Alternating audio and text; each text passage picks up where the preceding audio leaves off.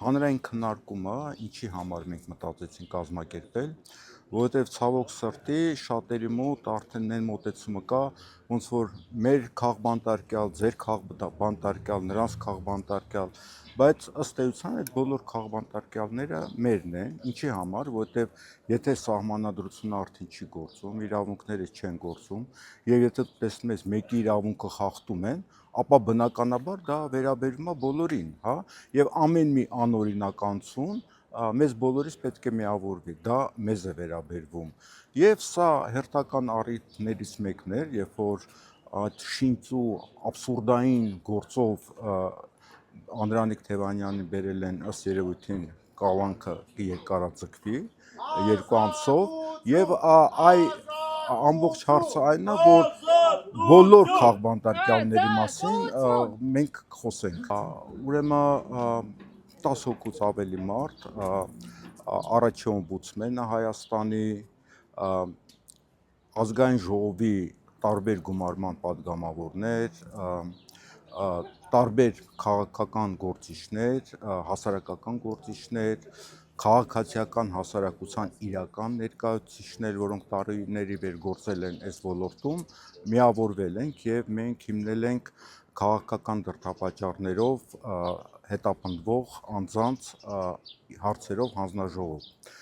Եվ ինչով ենք մենք զբաղվելու, մենք նախ հանրությանը Հայաստանի պետք է ցույց տանք, թե իրականում ինչ է կատարվում, եւ նաեւ միջազգային հանրությանը, իրավապաշտպան կազմակերպություններին նույնպես մենք ցույց տանք, թե ինչ մասշտաբների անօրինականություններ են Հայաստանում կատարվում։ Ոչ ոք չգիտի, թե քանի 100 կամ գուցե 1000 մարդու բնակարան է խուզարկվել առավոտյան շուտ ընտանիքի անդամների ներկայությամբ, երեխաների ըստ էության ահաբեկելով, ես ուրիշ եմ ասում, խոսքը հարյուրավոր, գուցե արդեն հազարավոր դեպքերի մասին է,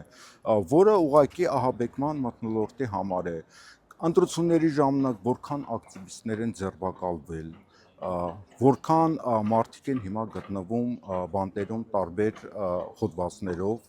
որքան մարդ աշխատանքից ազատել են իրենց քաղաքական հայացքի եւ քաղաքական դիրքորոշման պատճառով։ Այս մասշտաբները ոչ Հայաստանի ներսում մարդիկ գիտեն, ոչ դրսում։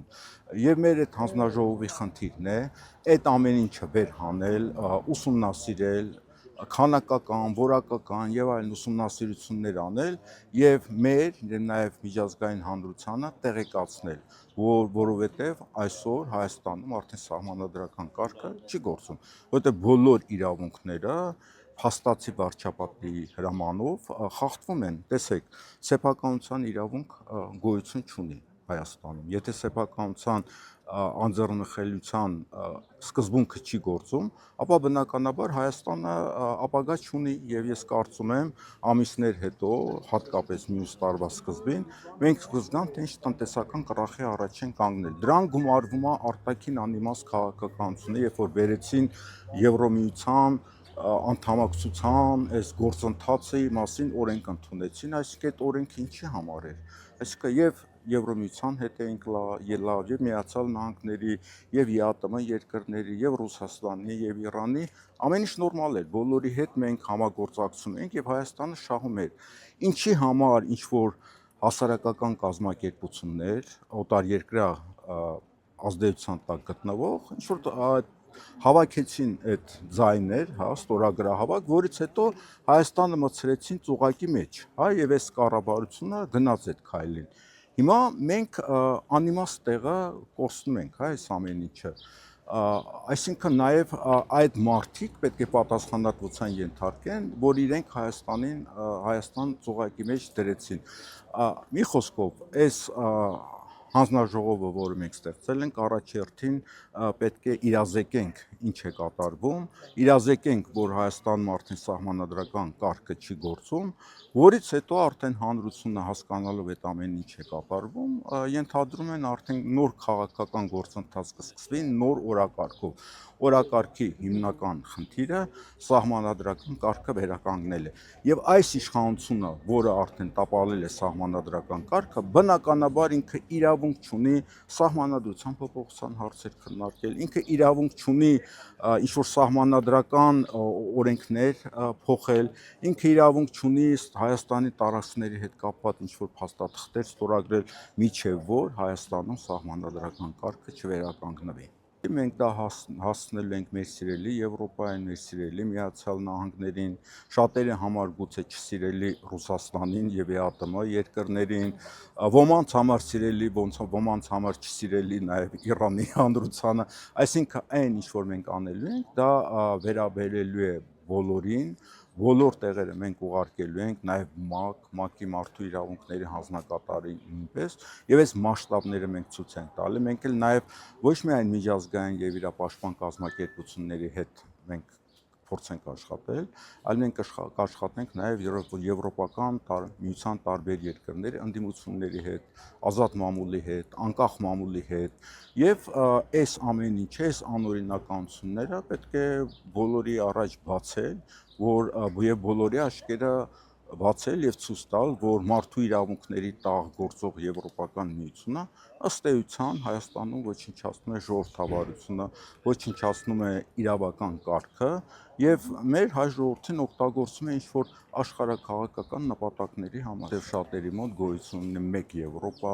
գոյություն ունի մեկ միասնական արևմուտք, բայց մենք տեսնում ենք, որ եւ Եվրոպական միությունն է մասերի բաժանվում ըստ Եվրոպայի տարբեր հատվածների եւ ըստ առանձին երկրների։ Յուրաքանչյուր երկրում սրվել է արդեն ներքաղաքական պայքարի իշխանության եւ ընդդիմությունների հետ։ Եվրոպայում սպասում են կարևոր ընտրություններ, հնարավոր ինչ որտեղ արդեն աճերը կան իշխանության, առաջերտին Ֆրանսիայում,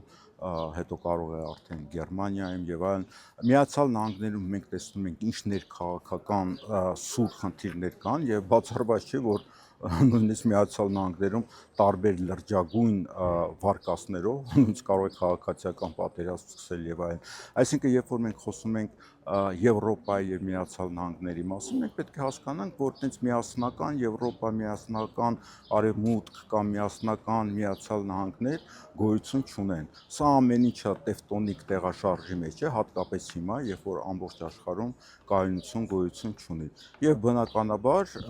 մենք պետք է աշխատենք նրանց հետ, ում համար կարևոր են իրոք այդ արժեքները, այլ ոչ թե եվրոբյուրոկրատների հետ, որոնք իհարկե այդ արժեքները ոտնահարում են եւ առաջերտին Եվրոպայում եւ դրա համար թքած ունեն նաեւ մյուս երկրների վրա, հատկապես Հայաստանի նման երկրների, եւ պատահական չէր, որ Եվրոմիության ղեկավարներից մեկը 2 տարի առաջ ասեց իր թևավոր խոսքերը, որ Եվրոպան դա ծաղկող այգի է, իսկ մնացած աշխարհը ջունգլիներ են, այսինքն մնացած աշխարհը ջունգլիներ են, անօրինական տեղեր են եւ իրենց հասնում է, իրենց ամեն ինչ կարելի է անել։